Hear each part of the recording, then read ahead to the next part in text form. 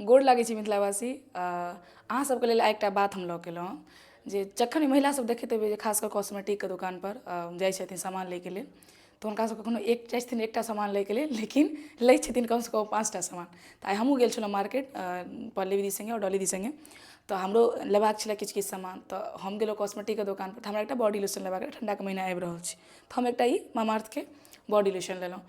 ताहिके बाद ततेक रास सामान देखेलिए, तऽ मामाअर्थके एकटा बॉडी वॉश देखेलथि, तऽ देख सकै छी सेहो लऽ लेलहुँ। ओहिके बाद फेर मोन सामान देखलिए, हाइलाइटर ब्रश सेहो लऽ लेलहुँ।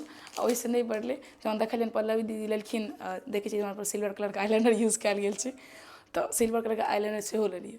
तऽ ई जहाँ अप्लाई देख रहल छी इहो एकटा मतलब हुनका लेबाक छलनि तऽ हमरेपर अप्लाई केलखिन। तऽ इएह होइ छै महिला जाति, तेँ पुरुषसब नहि जाय चाहै छै महिला सब सङ्गे सामान लैके लेल।